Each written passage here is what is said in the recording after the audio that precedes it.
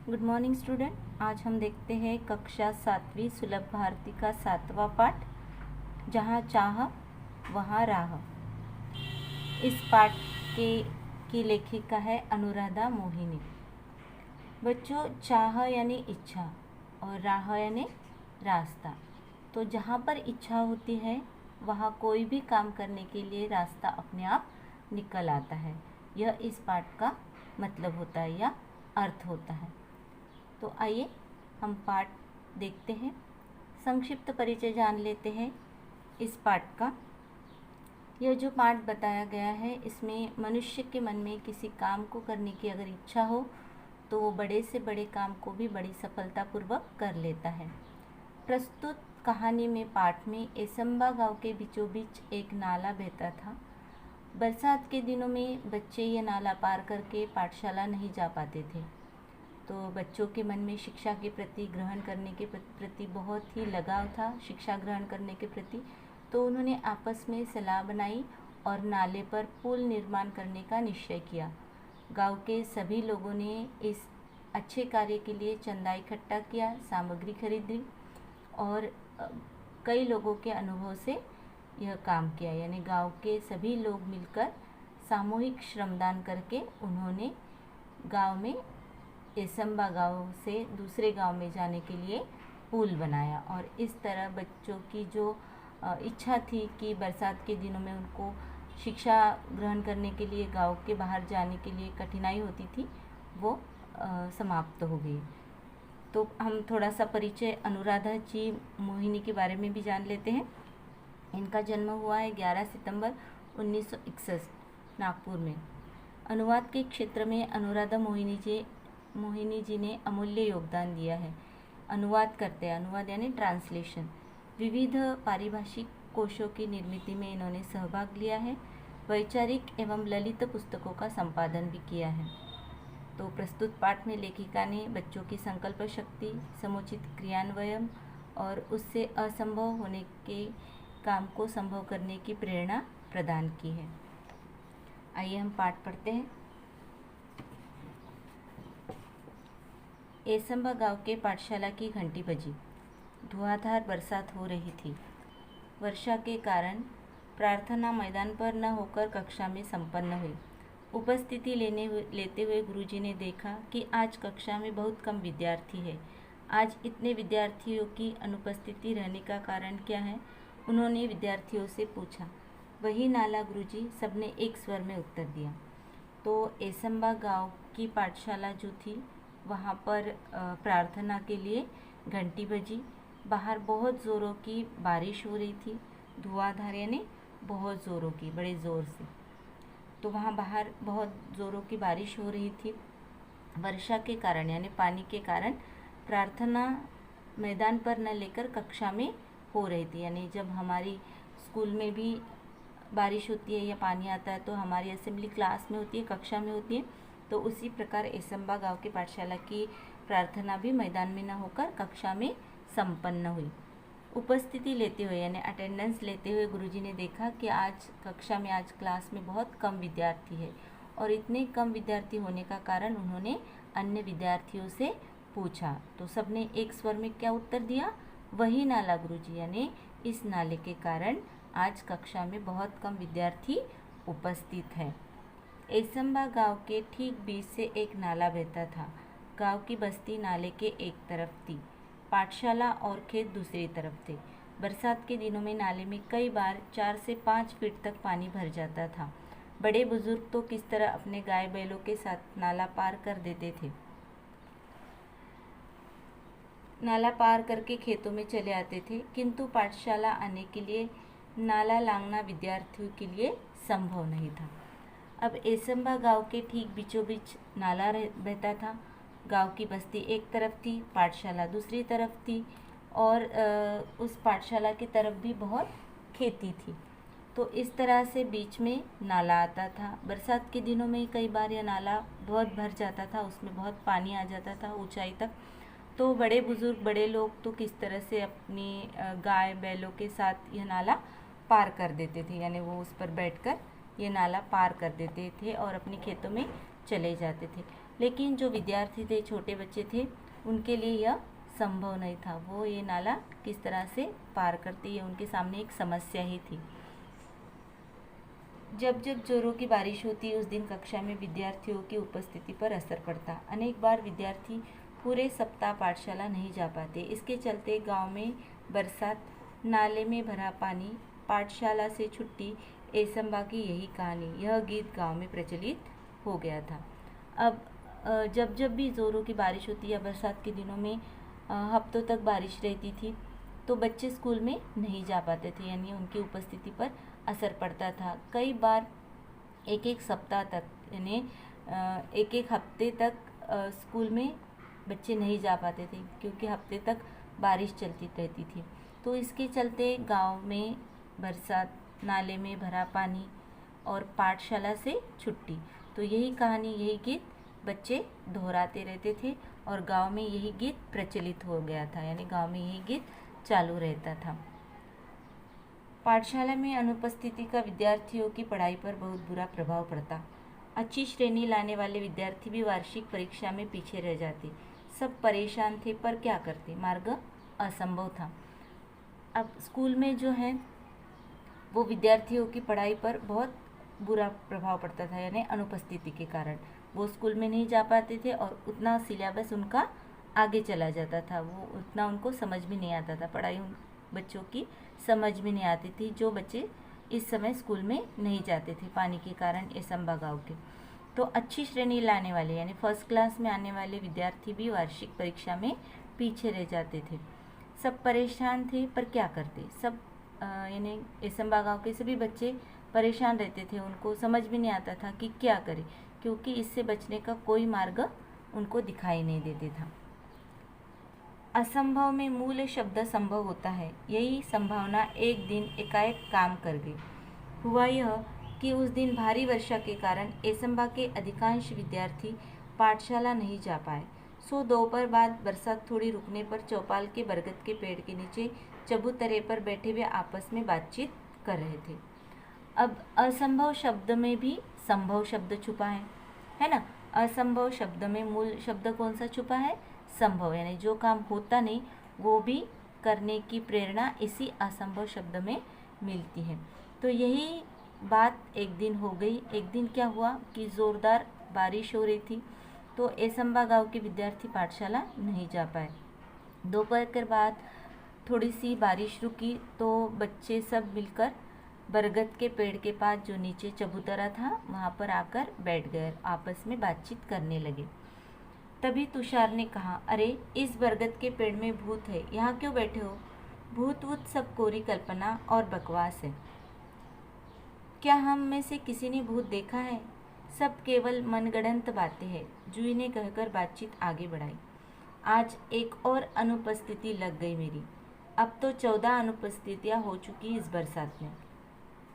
तो सभी विद्यार्थी थोड़ी बारिश रुकने के बाद चौपाल में बरगद के पेड़ के नीचे बैठ गए, चबूतरा जो था वहाँ पर।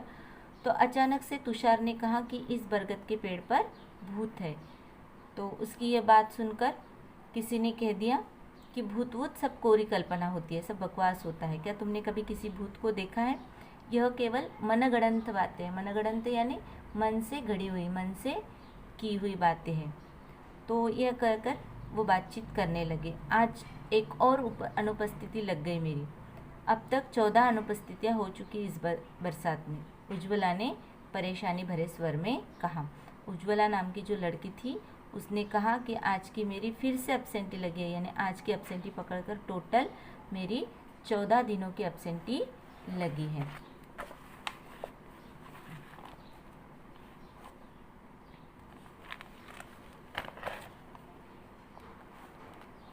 मेरी तो कुल उपस्थिति ही शायद 14 होगी, शुभम ने कहा तो सब हंस पड़े।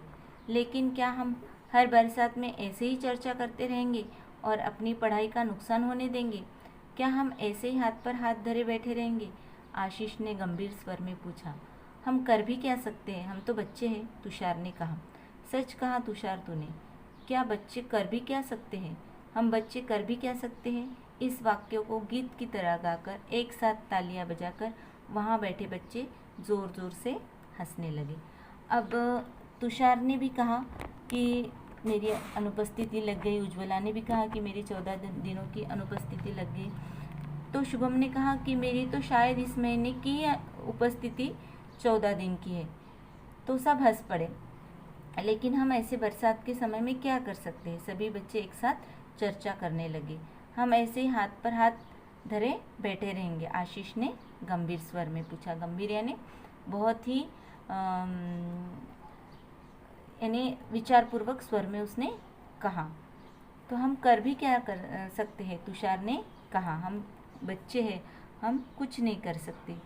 तो इस प्रकार सभी बच्चे एक साथ गाने लगे कि हम बच्चे क्या कर सकते हैं, और वो इस गाने का साथ तालियों के साथ भी देने लगे। तो सभी बच्चे एक साथ यह गाना गाने लगे और ज़ोर ज़ोर से हंसने लगे। हंसो मत, कोई कुछ कर सकता है तो वह हम ही हैं। आत्मविश्वास भरा यह स्वर दामिनी का था। हर समस्या का निदान संभव है। प्रकृति ने विचार करने के लिए हमें बुद्धि दी है। मुझे विश्वास है कि हम सब मिलकर विचार करेंगे तो कोई न कोई रास्ता अवश्य मिलेगा। हंसो मत, दामिनी ने सबको डांटा, क्योंकि उसके स्वर में क्या था? एक आत्मविश्वास था। उसका कहना था कि अगर कोई कुछ नहीं कर सकता तो हम ही कुछ करेंगे, क्योंकि हर समस्या का निदान, हर समस्या का उपाय संभव है। क्योंकि प्रकृति ने, भगवान ने, कुदरत ने हमें विचार करने की बुद्धि दी है। हम सोच सकते हैं और उस सोच पर अमल कर सकते हैं। तो मुझे विश्वास है कि हम सब मिलकर विचार करेंगे, सोचेंगे और इस मुसीबत से कोई ना कोई रास्ता अवश्य निकाल लेंगे, क्योंकि इस मुसीबत से कोई ना कोई रास्ता अवश्य मिलेगा, ऐसा मुझे विश्वास है। कोशिश करने वालों की कभी हार नहीं होती। दामिनी ने कहा कि कोशिश करने वाले की कभी हार नहीं होती। दामिनी की बातचीत का माहौल बदल दिया। दामिनी की बातों ने बातचीत का माहौल बदल दिया।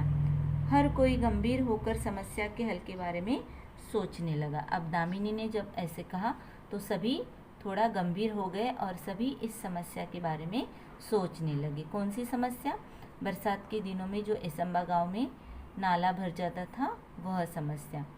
हल मिल गया, हम बरसात में भी पाठशाला जा सकते हैं। आशीष की आंखों में चमक और स्वर में उत्साह था। कैसे? सबने एक साथ पूछा। हम नाले पर पुल बनाएंगे। पुल? मित्रों के स्वर में आश्चर्य को भांपकर आशीष ने आत्मविश्वास पूर्वक उत्तर देते हुए कहा, हाँ पुल। विज्ञान की पुस्तक में हम सब ने पुल की जानकारी पढ़ी है। तो सभी सोचने लगे थे। अचानक से आशीष ने कहा कि हम एक साथ स्कूल में जा सकते हैं। इस बरसात से हम पाठशाला जा सकते हैं। तो आशीष की इस बातों से सभी को चौंका दिया और सभी ने एक साथ प्रश्न किया, कैसे? तो आशीष ने कहा कि हम नाले पर पुल बनाएंगे। सबने उसके तरफ एक साथ देखा और कहा कि पुल, हम लोग पुल कैसे बना सकते हैं? तब आशीष ने आत्मविश्वासपूर्ण उत्तर दिया कि हम पुल बना सकते हैं। हमने विज्ञान की पुस्तक में पुल के बारे में जानकारी पढ़ी है। जब कभी शहर गए हैं, बड़े बड़े पुल देखे भी हैं। अंतर्जाल से हम जानकारी भी प्राप्त कर सकते हैं। अंतर्जाल यानी इंटरनेट। तो इंटरनेट से हम जानकारी भी प्राप्त कर सकते हैं, ऐसा आशीष ने कहा। गांव का नाला बहुत ज़्यादा चौड़ा नहीं है। हमें लगभग 10 फीट का पुल बनाना होगा। यानी हमारे गांव का नाला ज़्यादा बड़ा भी नहीं है और 10 फीट का पुल बनकर हम इसमें से आराम से स्कूल में जा सकते हैं। पुल बनाने का विचार जंगल की आग की तरह एसंबा गांव में फैल गया। हर व्यक्ति इस विचार और विद्यार्थियों के हौसले की प्रशंसा करने लगा। अब हर विद्यार्थी जब ये बातचीत कर रहे थे तो ये बातचीत पूरे गांव में फैल गई कि बच्चे गांव में पुल बनाने वाले हैं। और बच्चों के साथ साथ ही सभी बड़े लोग भी इस पर विचार करने लगे और बच्चों के हौसले की प्रशंसा करने लगे कि आपका विचार बहुत अच्छा है। विद्यार्थियों ने छोटे छोटे समूह बनाकर इस प्रकल्प की बारीकियों पर काम करना शुरू कर दिया। प्रकल्प यानी योजना, जो योजना थी उनकी पुल बनाने की, वो तो उन्होंने छोटे छोटे समूह यानी छोटे छोटे ग्रुप बनाए, 2-2, 3-3 के, और इन पुल बनाने के बारे में वो सोचने लगे। सामग्री की सूची बनाई, पुल के लिए क्या क्या लगता है, क्या क्या बनवाना पड़ता है, इसकी सूची बनाई यानी लिस्ट बनाई। सामग्री खरीदने के लिए 20-20 रुपये एकत्रित करना आरंभ किया, यानी ये सामान खरीदने के लिए रुपए इकट्ठा करना उन्होंने प्रारंभ किया। अब तक पाठशाला के शिक्षक और गांव के लोग भी सहायता के लिए आगे आ चुके थे। देखते ही देखते सामग्री के लिए आवश्यक राशि जमा हो गई। अब सबकी तरफ से 20-20 रुपये उन्होंने लेना शुरू कर दिया। इस काम के लिए शिक्षक और गांव के लोगों ने भी सहायता देनी शुरू कर दी थी और देखते ही देखते बहुत सारी राशि जमा हो गई, बहुत सारा पैसा इकट्ठा हो गया। बुजुर्गों का अनुभव, युवाओं की शक्ति, विद्यार्थियों का उत्साह, सब साथ मिलकर काम कर रहे थे। संगठित प्रयासों से काम आकार लेने लगा था। सीमेंट के पाइप खरीदे गए, पत्थर इकट्ठा किए गए, ईंटें आई, बंजर जमीन से मिट्टी खोदी गई। गांव के छगन बाबा नामक एक बुजुर्गों ने प्रचुर मात्रा में रेत उपलब्ध कराई। अब धीरे धीरे पुल बनने का काम शुरू हो गया। जो गांव के बुजुर्ग लोग थे उनका अनुभव था, उन लोगों का अनुभव लिया गया, उन लोगों को पूछा गया। जो गांव के युवा थे, यंग लड़के थे, वो इस काम में मदद करने लगे और इस तरह से संगठित प्रयासों से, सब एक साथ एकत्रित होने से ये काम आकार लेने लगा। तो सीमेंट के पाइप खरीदे गए, पत्थर इकट्ठा किए गए, ईंटें लाई गई, मिट्टी खोदी गई। तो इस तरह से ये पुल बनने का काम शुरू हो गया। तो गांव का ही एक छगन बाबा नाम का बुजुर्ग व्यक्ति था, उसने अपनी तरफ से इस पुल के लिए रेत दे दी। पुल बनाने के लिए पूरे गांव के हाथ एक साथ मिट्टी का भराव करने लगे। हर दिन स्वप्न पूर्ति की ओर एक कदम बढ़ने लगा, यानी हर रोज़ एक एक कदम गांव आगे बढ़ रहा था और काम कर रहा था। अंततः आनंद की वो सुबह आ ही गई। वर्षों की कठिनाई दूर हुई। केवल 15 दिनों में ग्रामीणों और विद्यार्थियों के सामूहिक श्रमदान से पुल बनकर तैयार हो चुका था।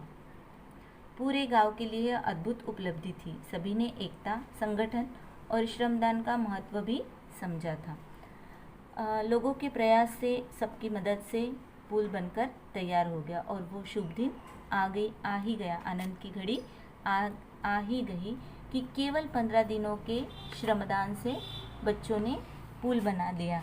बच्चों ने और बुजुर्गों ने केवल 15 दिनों में ग्रामीणों की मदद से, विद्यार्थियों के सहयोग से और सामूहिक श्रमदान से पुल बनकर तैयार हो गया। सभी ने संगठन और श्रमदान का महत्व भी समझा। बरसात में इस बार भी नाले में पानी भरा था, पर विद्यार्थी हंसते खेलते पुल से पाठशाला की राह जाने लगे। पुल भी विद्यार्थियों के हौसले को दाद देता, मानो वो मन ही मन कह रहा था, जहाँ चाह वहाँ राह। जूही ने अपने बड़े भाई की सहायता से पुल के उद्घाटन का वृत्तांत बनाया और संगणक की सहायता से शिक्षा निरीक्षक के सामने प्रस्तुत किया। अब धीरे धीरे पुल बनकर तैयार हो गया। सबने उसका उद्घाटन किया बड़े हर्षोल्लास के साथ। और बरसात के दिनों में इस बार भी बरसात में नाले में पानी भरा था, लेकिन सभी बच्चे पाठशाला जा रहे थे क्योंकि पुल बनकर तैयार हो रहा था और इसलिए पुल भी विद्यार्थियों के हौसले को दाद दे रहा था। मानो वो कह रहा था कि जहाँ चाह, यानी जहाँ इच्छा शक्ति है वहाँ रास्ते अपने आप निकल आते हैं।